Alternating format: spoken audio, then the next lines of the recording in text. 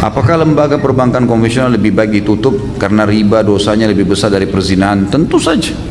Sama dengan antum tanya, apakah lembaga perzinahan harus tutup?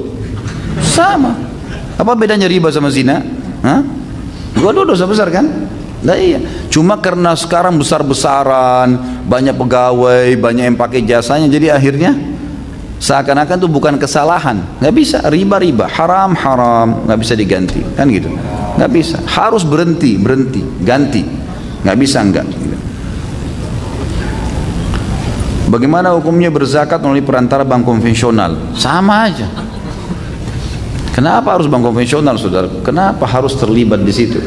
Tarik zakat kepada tetangga orang miskin. Alhamdulillah di Indonesia banyak sumber nih, banyak. Saya subhanallah kalau pagi setiap hari naik motor keluar kendaraan ke pengajian, tidak pernah saya jalan nggak ketemu dengan orang susah. Ada saja yang mengutin sampah, yang lagi jalan, ada orang tua sekali pakai tongkat, banyak.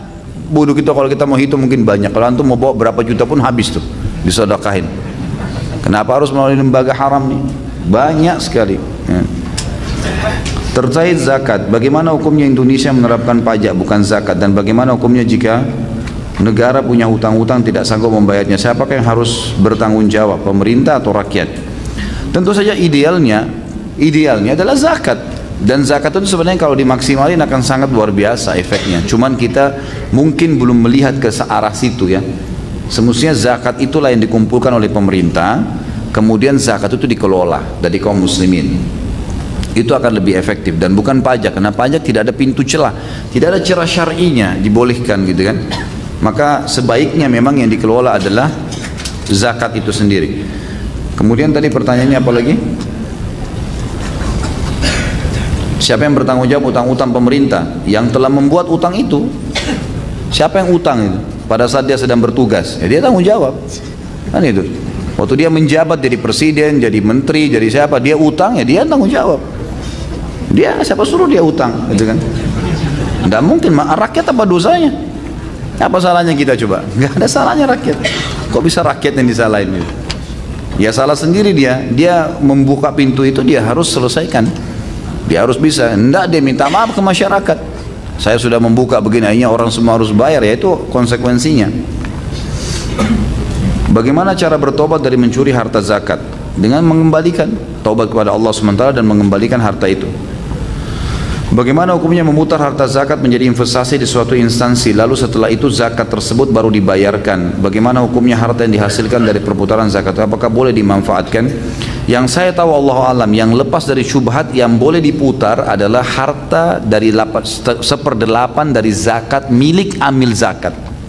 Karena tuh tadi kalau punya lembaga zakat kan ditarik tuh ya, 1/8 buat amil zakat. Misal terkumpul banyak 10 miliar misalnya, dibagi 8, 1/8-nya masuk kepada lembaga amil zakat. Itu antum mau investasikan, itu nggak ada masalah. Tapi kalau umumnya dana zakat diinvestasikan dulu baru dibagi, ini bagaimana kalau bangkrut? Siapa yang mau tanggung jawab? Kan gitu, nggak mungkin. Allah alam, yang saya tahu tidak boleh. Yang boleh adalah memang haknya amil zakat. Haknya amil zakat. Apakah benar Rasulullah SAW pernah mengerjakan sholat sunnah ba'dal asr? Apakah pemilik budak dikenakan zakat atas budak yang dimilikinya? Enggak, kalau budak tidak ada zakatnya tentunya, karena tidak pernah disebutkan dalam dalil. Kalau apakah Nabi SAW pernah mengerjakan ba'diyah asr, ini Allahu alam. Saya pribadi tidak pernah menemukan dalil secara khusus ya, tetapi ada memang hadis-hadis yang menjelaskan kalau Nabi SAW pernah berdiri selepas asar dan sholat, tetapi itu adalah sholat ba'diyah duhur ya, yang tertinggal yang beliau lupa. Allahu alam. Jadi dalil yang lebih kuat tentang Nabi SAW tidak pernah bahkan melarang sholat habis subuh dan habis asar. Itu yang masyhur di kalangan para ulama. Bagaimana cara bertobat dari dosa riya? Apakah pahala ibadah kita yang hilang karena riya bisa kita dapatkan kembali setelah bertobat dan menyesali perbuatan riya tersebut? Allahu a'lam.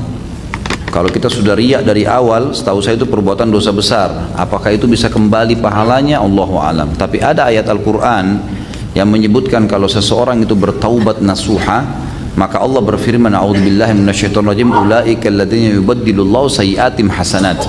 Ada orang-orang memang yang Allah ganti dosa-dosa mereka menjadi pahala. Allahu alam ini dosa yang mana, gitu kan?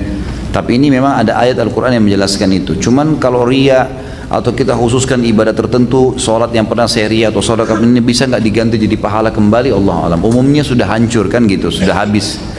Maka kita tidak tahu ya apakah memang nanti Allah Subhanahu wa taala akan menerima dari dia kembali digantikan, itu saya tidak tahu. Bagaimana pendapat tentang orang yang misal bersedekah menjual motornya untuk berharap Allah bisa menggantinya dengan sesuatu yang lebih seperti mobil atau bahkan rumah? Apakah itu berdosa?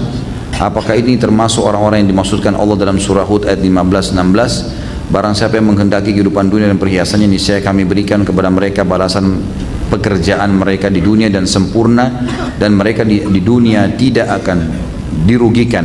Itulah orang-orang yang tidak mendapatkan akhirat kecuali neraka. Saya tidak tahu ini kenapa dia menjual motornya untuk disedekahkan. Terus kira-kira dia punya transportasi enggak? Untuk apa dia sedekahkan motor itu gitu? Kita harus lihat dulu ya, sesuai dengan kondisi dan keadaan. Kalau tidak ada sebab, tidak ada sesuatu, dia hanya mau bersedekah secara umum, sementara kendaraan itu dibutuhkan buat dia untuk keluarganya, maka ini anjuran ulama untuk tidak bersedekah dengan motor itu. Nah, tidak ada sesuatu yang mendesak, tapi lagi dikumandangkan jihad, butuh sumbangan gitu. Ada banjir, ada sesuatu memang yang tidak bisa kalau kita nggak sedekah, karena terbuka peluang besar. Nah itu jual. Itu yang dilakukan oleh para sahabat. Jadi pada saat dipanggil oleh Nabi SAW jihad, mereka akhirnya menarik semuanya apa yang mereka milikin, gitu kan. Tapi kalau sedekah secara umum tidak tahu dan tidak jelas arahnya kita mau sedekah kemana, cuman berharap nanti kalau saya sedekahkan ini kepada fakir miskin misalnya yang saya temuin, maka Allah gantiin saya mobil. Allahu alam, ini yang saya tahu ulama menganjurkan untuk jangan, kecuali memang dia bersedekah pun tanpa dengan motor itu, bisa dengan doa, bisa dengan sedekah sekecil apapun, Allah SWT berikan dia mobil, bukan mustahil, gitu kan? Bukan mustahil. Jadi sesuaikan dengan kondisi. Kalau kondisinya memang mendesak seperti kasus jihad, ada memang hal-hal yang membutuhkan kaum muslimin dibantu, ada orang miskin yang memang betul-betul depan mata kita lagi sakit parah, atau ada kerabat kita dan tidak ada lagi dana, ada teman dekat lagi mau dioperasi, kalau enggak dia akan mati misalnya, jadi kan lalu kita jual apa yang kita miliki dari mobil, dari motor, itu insya Allah akan ada nilainya sendiri, akan ada nilai pahalanya itu. Itu kalau tidak salah ada kejadian di Saudi beberapa waktu lalu, saya baru ingat. Jadi ada seseorang, saya dikirimkan beritanya oleh teman saya dari Jeddah. Semoga Allah jaga beliau. Sahabat dekat saya dan dia menceritakan ada satu kota, saya juga lupa kota apa itu di Saudi, tapi kisah nyata terjadi baru ini saja. Ada seseorang rupanya bersahabat, kemudian temannya itu meninggal dunia dan punya utang. Waktu disampaikan kepada kerabatnya, karena dia tahu temannya ini berutang, disampaikan kepada anak istrinya tidak mau tahu karena nggak ada bukti katanya. Tapi temannya bilang, saya saksikan loh, memang orang ini punya utang, teman saya bayarin. Mereka tidak mau, mereka lebih terpikir membagi warisan. Ringkas cerita, orang ini tiba-tiba berpikir, dia merenung malam, bagaimana nih hukumnya? Saya tahu teman saya ini punya utang, kerabatnya nggak ada yang mau bayar, padahal uangnya ada, yang ditinggal warisan ada, gitu kan? Cuma dia tidak sempat bayar, meninggal dunia. Maka karena kerabatnya tidak ada yang mau bayar, dia bilang, di dalam kisah ini dikatakan dia pun berijtihad, dia mengambil hartanya yang dia miliki, kalau tidak salah itu hari mobil, dijual sama dia mobilnya, kemudian mobil itu dijadikan duit lalu dilunasi utangnya, dilunasi utang temannya ini dengan berharap temannya supaya tidak punya masalah, gitu kan. Maka dibayarkanlah utang tersebut, Ringkas cerita teman-teman sekalian, waktu dia bayar utang dengan hikmah Allah, kerabatnya rupanya pemilik piutang ini punya banyak kenalan. Lalu dia cerita kalau si fulan itu baik sekali, si fulan itu telah membayarkan utang temannya, dan ini juga rupanya pemilik piutang tahu kalau orang ini, mereka punya hubungan semuanya, tahu kalau orang ini sebenarnya lagi tidak punya apa-apa dan itu mobil dia satu-satunya. Waktu dicerita sama teman-temannya, ternyata teman-temannya pemilik piutang ini orang-orang kaya, gitu kan. Lalu mereka pun menghadiahkan mobil baru kepada orang itu, dan pada saat itu dia pun orang ini didatangi, ada yang satu menghadiahkan mobil, yang satu menghadiahkan sebuah kios, yang satu mengirimkan produk-produk untuk isi kiosnya. Dalam kisah itu pokoknya tiba-tiba menjadi kaya raya dia. Nah ini kondisional memang ya, kondisinya karena temannya memang betul-betul terdesak. Nah, makanya saya bilang tadi, kalau ada sasaran berbeda, kalau nggak ada sasaran ini mungkin lebih baik jangan, terlebih lagi kalau antum memang membutuhkannya.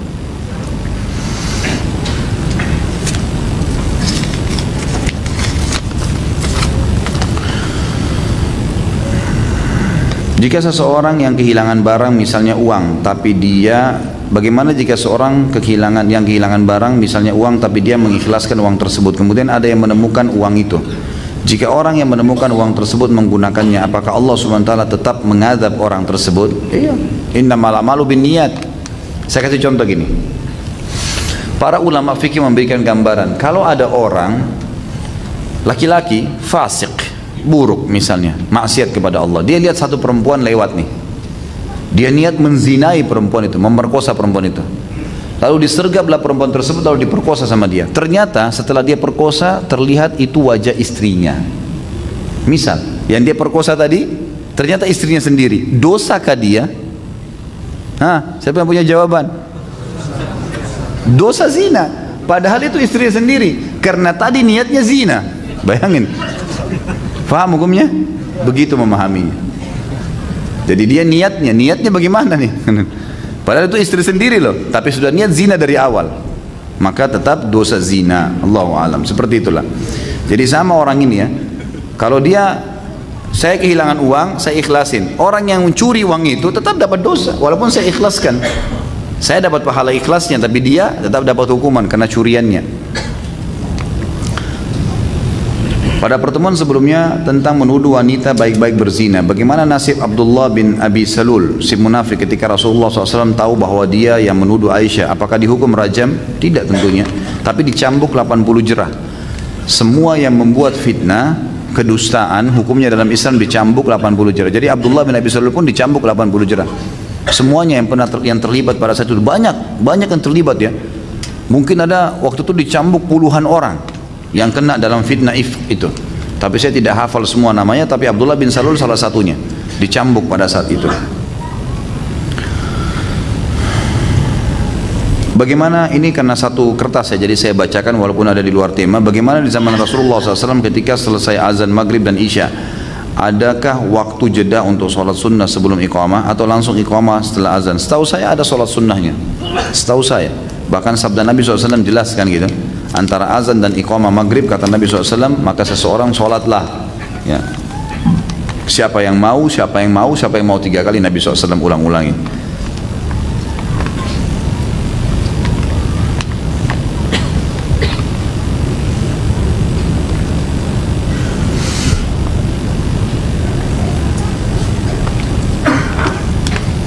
Saya sering melihat ceramah Ustaz di YouTube dan saya sangat respect ya dengan semua ceramah Pak Ustaz. Kemudian saya berniat untuk memperlihatkan ceramah Pak Ustaz ke teman-teman atau saudara saya, tetapi tanggapan mereka bahwa ceramah Pak Ustaz seperti seorang Muhammadiyah dan saya dilarang keras untuk mengikutinya. Tapi saya mengelak dengan tuduhan tersebut dan saya ingin tahu siapa yang dimaksud dengan Muhammadiyah dan kenapa saya tidak boleh mengikuti. Apakah Muhammad itu menyimpang Pak Ustaz? Kenapa bisa ada perbedaan seperti itu ya? Muhammadiyah nama lembaga sama dengan Nahdlatul Ulama gitu kan. Indonesia ada Al-Irsyad, ada banyak lembaga-lembaga gitu kan. Ini lembaga teman-teman sekalian, ini sebuah kendaraan, bukan target. Kalau kita sudah menjadikan lembaga-lembaga ini sebagai agama, maka akan jadi seperti itu. Kesannya ada aliran-aliran, dan ini tidak benar. Tidak ada aliran dalam Islam. Agama kita cuma satu, Tuhan kita satu, Nabi kita satu, kitab kita satu, kiblat kita satu, semuanya jelas sasarannya, gitu kan. Wahyu juga jelas, mana yang ayat, mana yang hadis Nabi SAW, dan hadis-hadis pun yang palsu sudah dijelaskan oleh para ulama. Tidak ada sesuatu yang membingungkan sebenarnya. Kalau masalah kasus ada yang mengatakan pengajian ini mirip Muhammadiyah atau pengajian seperti apalah dituduh, sebenarnya teman-teman Anda diberikan akal ya. Antum sekarang hadir sini punya akal fikiran, punya hati nurani. Dari awal ceramah kita sampai akhir, ada sesuatu yang buruk antum dapatkan? Hah? Ada sesuatu yang buruk? Cuma satu orang yang jawab nih. Atau ada ilmu, ada tambahan iman ya, kan kita bisa memilih itu. Kalau antum mau ikutin perkataan orang teman-teman sekalian, tidak ada ilmu yang antum bisa terima, kan gitu. Dan di majelis ilmu yang sebenarnya, kalau antum mau tahu majelis ilmu yang sebenarnya, dan ini subhanallah turun-temurun dari para sahabat, tabi'in, tabi'in sampai sekarang ulama-ulama kita di Masjid Nabawi dan Masjid Haram Mekah. Kita kalau duduk dari awal teman-teman, dari awal bicara sampai akhir ilmu semua. Manfaat, kita pulang padat otak kita ini dengan ilmu, dan kita pun jadi berubah lebih baik. Itu majelis ilmu. Kalau antum datang majelis ilmu ngomongnya ngelantur, cuman tahu ketawa-ketawa, cuman tahu dongeng-dongeng, cuman tahu pendapat saya, tidak usah hadiri. Memang begitu Itu bukan majelis ilmu namanya. Antum kan punya hati nurani. Kalau orang bicara apapun, antum sendiri yang tentukan. Oh ya, ini saya tahu ini benar. Udah, orang mau bicara apa, jangan usah dengar. Karena semua syaitan itu teman-teman, kata Allah, inna syaitana yanzigu bainahum. Syaitan itu nazak. Nazak itu kalau ada celah di batu atau celah di buah, sedikit retak, sedikit bisa masuk di situ ulat, itu namanya nazak. Bisa nazak, dia bisa masuk ke situ. Syaitan itu masuk di segala lini, gitu kan. Kalau antum sudah multazim nih, sudah mulai masuk pengajian, sudah mulai pelihara jenggot, sudah mulai ikuti pengajian, sudah mulai lisannya sudah ngomongin, oh Allah berfirman, loh itu ustadz ini bicara masalah ini. Syaitan nggak bisa goda antum berzina, susah. Benteng antum di zina kuat. Benteng antum di riba jadi sudah mulai kuat, sudah mulai ada tameng. Di mana? Di fitnah, di ghibah. Antum lemah di situ. Makanya dimasukin di majelis ilmu tuh fitnah dan ghibah luar biasa itu. Nggak kenal, nggak apa main fitnah sembarangan. Ini dosa yang bisa terbuka. Syaitan masuk ke celah di mana antum lemah di situ. Kan itu. Ada orang rajin sholat nggak bisa diganggu, nggak bisa tinggalin sholat. Syaitan sudah putus asa di situ. Tapi dia lemah di lawan jenis misalnya. Syaitan buat dia lemah. Dia bisa pacaran, bisa zina. Itulah digerogotin sama syaitan. Gitu kan? Dan orang mukmin jeli. Tidak boleh ada yang luput. Ini. Tidak boleh ada yang lolos. Syaitan bisa menggoda. Setiap dia lemah di satu titik, dia perkuat, perdalam ilmu di situ. Supaya akhirnya dia tidak bisa didapatkan celah kelemahannya. Allahu a'lam. Ya. Jadi antum punya hati nurani saudaraku, lihat, ikuti hati nuraninya, lihat majelis ilmunya. Kalau bermanfaat jangan pedulikan perkataan orang. Karena sekarang banyak ikhwan dan akhwat begitu ya. Sedikit dengar tentang ini, oh sudah tinggalin pengajiannya, ini tinggalin pengajiannya. Yang kebodohan, dia sendiri yang kerugi gitu kan. Untuk apa kita ikutin perkataan orang? Nilai sendiri, dengar baik-baik. Oh iya nih, perkataannya benar, sudah. Kalau salah nih, benar di orangnya salah, ya sudah jangan ikutin kan gitu. Apabila di zaman dahulu ketika saya belum belajar sunnah, saya waktu kecil suka mengambil barang-barang om dan teman-teman. Saya bingung dan takut kelak akan hisab, tapi saya bingung juga kalau minta maaf ke om karena malu. Kasihan orang tua saya, bagaimana permasalahan ini? Ustadz, bila ada barang orang di kita dulu pinjam, tapi saya sudah tidak tahu orangnya di mana, harus bagaimana? Tidak ada kata-kata malu saudaraku. Dalam kebenaran tidak ada kata-kata malu. Antum kalau mau selamat hisab hari kiamat tidak ada solusi lain. Kalau punya dosa dengan Allah Azza wa Jalla, taubat nasuha. Zina, itu kan, tidak sholat, tidak puasa. Apa yang disuruh bayar, kayak puasa disuruh qadha. Kalau sholat cukup bertaubat kepada Allah SWT. Zina bertaubat kepada Allah SWT, gitu kan. Tapi kalau berhubungan dengan hak manusia tidak bisa. Taubat kepada Allah dan harus mengembalikan haknya dia, nggak bisa, nggak ada konsekuensi lain. Kalau enggak berarti masih ada haknya tergantung. Jangan malu, sampaikan apa adanya. Maaf om, saya mau duduk sebentar, bisa saya ngomong? Jadi berdua sama omnya duduk baik-baik. Saya sekarang sudah ikut pengajian. Tadi subhanallah yang saya bilang itu judul, iya inilah aku sekarang. Yang saya mau bahas masalah tobat itu berhubungan dengan masalah seperti ini. Jadi bilang, saya memang dulu salah, belum tahu, saya sekarang ikut pengajian dan saya dulu pernah mengambil barang om yang ini. Saya siap konsekuensinya untuk mengembalikan. Tapi ada yang sudah saya pakai, ada yang sudah saya makan. Kalau om halalkan, alhamdulillah. Kalau enggak, maka saya diprediksikan berapa, saya coba ganti. Dan ini bukan berarti saya menyebutkan untuk membuka aib saya, bukan. Saya bicara dengan om karena saya takut kepada Allah. Enggak ada masalah. Ingat kisah Nabi Musa alaihissalam. Waktu Nabi Musa membunuh seorang Kipti, sebenarnya tidak sengaja Nabi Musa alaihissalam ya, memukulnya sehingga mati orang Kipti itu. Lalu Fir'aun mengejar Musa alaihissalam. Musa lari menyelamatkan diri, pergi ke Madian. Madian ini sebuah wilayah cukup jauh dari Mesir. Ada Nabi Shu'aib di sana. Lalu Musa alaihissalam menikah dengan anak Nabi Shu'aib 10 tahun di sana. Waktu kembali ke Mesir, la ilaha illallah.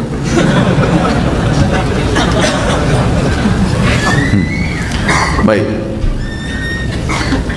Waktu kembali dari sana, Fir'aun mengatakan, wahai Musa, kau ini udah membunuh, udah buat masalah, dulu pernah besar di tempat saya, sekarang tiba-tiba mau ngaku nabi. Musa alaihissalam mengatakan, benar, saya memang pernah melakukannya, tapi saya datang sekarang sebagai orang yang berbeda, diberikan wahyu oleh Allah. Bukan aib itu. Kalau orang pernah berbuat salah mengatakan itu, jadi bukan aib. Kalau antum mau selamat di akhirat, itu konsekuensi perbuatan, tidak bisa tidak. karena berhubungan dengan haknya dia, gitu kan? Kembalikan. Kalau dia halalkan, alhamdulillah. Kalau enggak, ya harus, ya. Kita bagaimana caranya mengembalikan? Allahu a'lam. Itu yang saya tahu. Mengenai luqata atau barang temuan, banyak di antara teman-teman atau masyarakat ketika menemukan uang yang bisa dibilang tidak bernominal yang banyak di sekitar masjid berijtihad untuk memasukkan di kotak amal masjid. Bagaimana hukum ijtihad itu? Enggak perlu ijtihad ini. Ini enggak butuh ijtihad. Enggak usah antum sentuh. Jangan disentuh. Maksudnya di kotak amal, pas antum masukin, antum pergi 5 menit, pemiliknya datang mau cari duitnya, ha? Gimana? Enggak ada urusannya. Menemukan barang jangan disentuh, selesai. Nggak usah disentuh. Kecuali ada satu pendapat ulama, kalau antum bertanggung jawab, kayak misalnya ada tamu datang ke rumah antum, tertinggal HP-nya, antum pemilik rumah, antum simpanin, itu lain. Ini kita bicara luqata, ini sesuatu benda ditemukan di tempat umum, atau mungkin di masjid, ada pengurus masjid, memang dia pengurusnya. Kalau ada seperti ini, panggil pengurus marbot masjid, Pak, ini ada yang uang jatuh tuh, dia bertanggung jawab, gitu kan? Sebagai pemilik tempat atau dia bertanggung jawab, itu lain. Jadi orang kalau datang nanya nanti, gitu, ada nggak duit tertinggal, ada HP tertinggal nggak, makanya yang bertanggung jawab marbot masjid, itu boleh, nggak ada masalah. Tapi kalau antum tidak ada hubungannya sama sekali, lewat di sebuah tempat benda jatuh, tiba-tiba mau berijtihad, nggak perlu sama sekali. Jadi jangan ditinggalkan.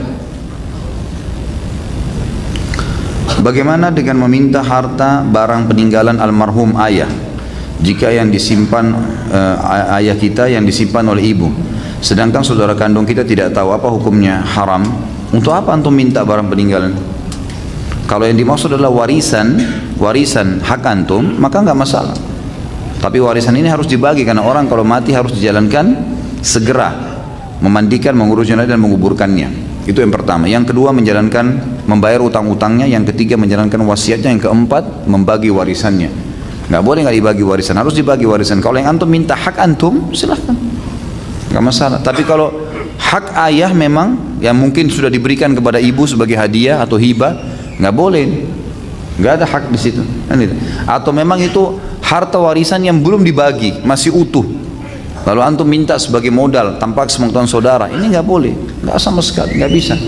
Sama masuk dalam bab berkhianat, nggak boleh. Itu haknya saudara antum, tidak boleh sama sekali kita ambil. Pantaskah seorang suami memberikan uang kepada orang tuanya tanpa pengetahuan istri? Sangat pantas. Kenapa memang? Hah? Ini yang tanya laki-laki atau perempuan nih? Hah? Kalau laki-laki perlu saya cambuk ini. Masa bertanya begitu? Nggak perlu. Nggak ada apa kok pamit sama istri? Nggak usah. Kalau uang antum hasilnya nggak usah pamit gitu kan? Ada orang begini nih sengaja melatih istrinya jadi kurang ajar sama dia. Nggak perlu. Kenapa? Antum berikan haknya dia, ini nafkah kamu, hitung baik-baik kebutuhan rumah, kasih. Selebihnya antum punya hak dengan uang antum, gimana caranya? Kok bisa gitu? Kalau dia juga punya pendapatan, si istri punya pendapatan, tidak wajib pamit sama antum. Hasilnya dia bisnis sendiri, orang tuanya kasih warisan, nggak bisa antum campur tangan di situ. Dia mau bantu keluarganya kah? Masa harus pamit dulu? Enggak gitu. Kecuali memang uang itu dari kita suami berikan kepada istri, kemudian ada lebihnya, uang bulanan ada lebihnya, dia pamit sampaikan, itu lain.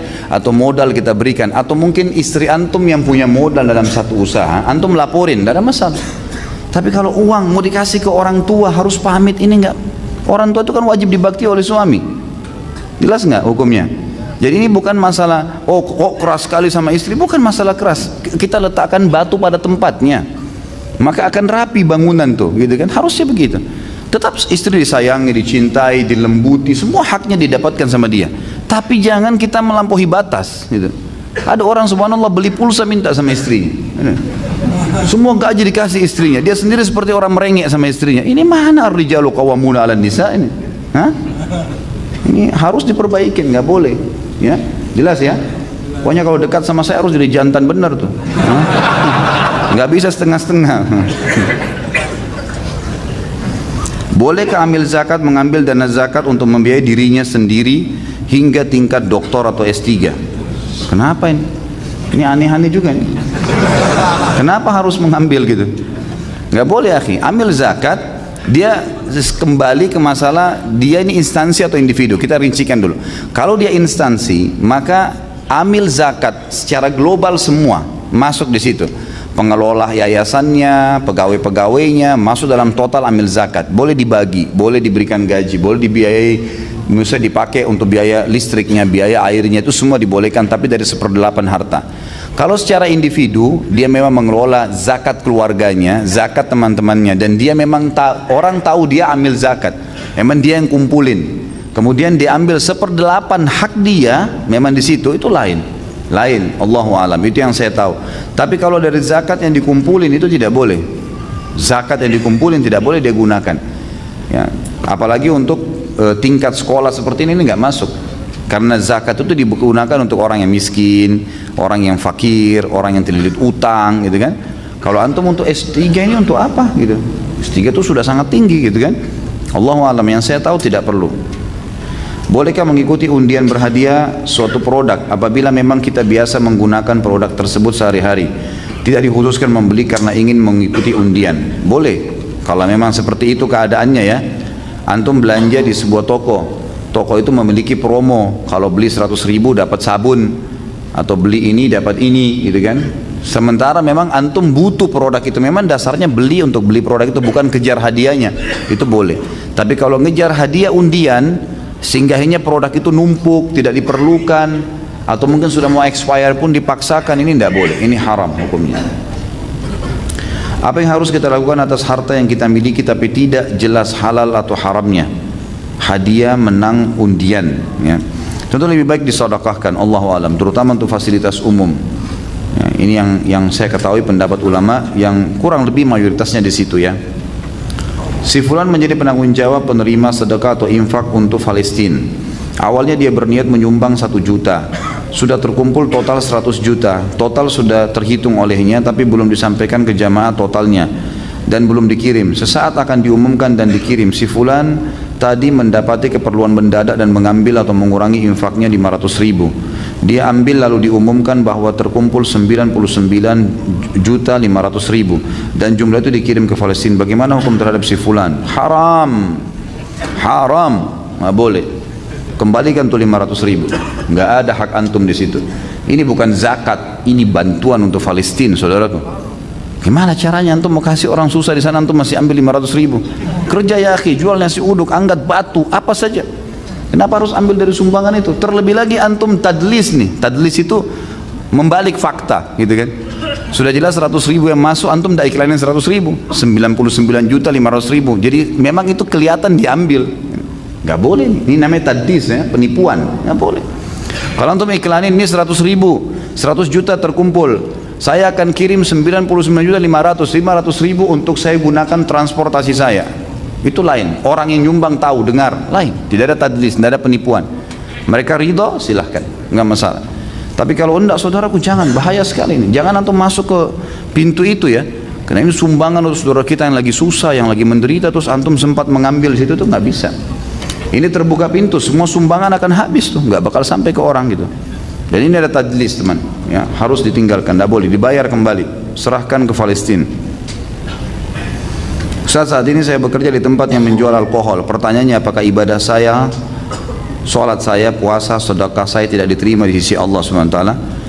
Kalau sholat antum dirincikan ibadahnya. Kalau sholat sama puasa diterima sama Allah, asal antum memenuhi syarat dan rukunnya, kan gitu. Sholat menghadap kiblat, tutup aurat, antum ya, kemudian masuk waktu dan segalanya, itu diterima saja. Kalau puasa juga begitu, selama kita memenuhi rukun dan syaratnya diterima. Tapi sedekah nggak diterima. Sedekah dari uang haram nggak diterima, gitu kan? Di sini kalau antum bekerja di tempat yang menjual alkohol, berarti ada sumber haramnya, ada sumber haram. Maka sebaiknya antum jangan di situ, jangan ada di situ, teman-teman sekalian. Saya berharap begini, mudah-mudahan di majelis ilmu yang antum hadiri seperti ini, teman-teman, yang paling pertama, tolong jangan menganggap saya sedang menghardik atau menyalahkan. Kalau ada secara individu, kebetulan yang saya bahas kena di antum, saya tidak kenal semua antum di sini yang hadir, gitu kan? Berarti memang itu peringatan Allah mungkin melalui lisan saya untuk antum sadar sebelum jauh. Kalau lebih jauh lagi malah antum lebih berat hukuman Allah nanti, gitu kan? Lebih baik berhenti, kan gitu. Berhenti sekarang dan insya Allah kalau kita berhenti dari sesuatu yang haram teman-teman, nanti antum akan lihat seperti ada sebuah lapangan luas nanti terbuka di depan kita, peluang-peluang yang sangat banyak. Orang kata ulama yang menjerumuskan dirinya pada yang haram, dia akan terkurung di situ dan dia akan sulit untuk keluar karena syaitan ingin mengelilit dia seakan-akan tidak lagi peluang lain, tidak lagi kesempatan lain dan seterusnya. Ini berbahaya. Maka mestinya teman-teman sekalian kita tinggalkan pekerjaan-pekerjaan haram ini, ya. Apapun yang haram, ada syubhat antum tinggalkan. Jangan sampai masalah ini. Jangan sampai masalah, gitu kan? Jadi semestinya lebih hati-hati, Allahu alam. Kalau masalah sedekah, Allah kalau dari hasil gaji itu tidak diterima. Kalaupun tadi Sholat itu baju yang dipakai, sejadah yang dipakai, AC rumah dipakai bayar dari hasil pekerjaan tadi, maka ini ulama mengatakan masuk dalam bab syubhat. Apabila memang dia masih punya pendapatan lain, misal selain di tempat penjualan itu ada alkohol, ada yang lain-lainnya. Misal di sebuah supermarket ada jual alkohol, tapi mayoritas produk yang dijual bukan itu, semuanya halal, sabun apa segala, dan ada supermarket besar tapi ada alkoholnya. Maka kalau dominan produk-produk halal, gajinya akan jadi halal. Tetapi dianjurkan kalau dia mau lebih jeli, dia menilai kadar kurang lebih, ya, dari dia kerja 30 hari itu gaji dia berapa, kemudian sekitar berapa persen secara persentase produk yang ada di supermarket itu, misalnya 5%-nya produk haram, 5% dari total produk, 5% haram karena ada minuman keras, 95% semuanya halal. Maka antum keluarin 5% dari gaji antum, sedekahin, jadi halal tuh, nggak ada masalah. Tapi tadi yang saya jelaskan hukumnya itu kalau semuanya alkohol nih, ya, orang kerja di bar jual alkohol semuanya, gitu kan, itu memang haram, tidak bisa mutlak kayak awal. Tapi kalau di sini didominasi oleh produk halal, dikeluarkan persentase dari perkiraan dari produk haram itu dikeluarkan dari gaji, insya Allah jadi halal semuanya. Dan kalau betul seperti yang saya bilang tadi yang kedua, maka termasuk sedekah antum setelah antum bersihkan uang yang persentase haram itu, maka insya Allah akan jadi halal. Bagaimana bertobat dari dosa mengambil dari yang bukan haknya?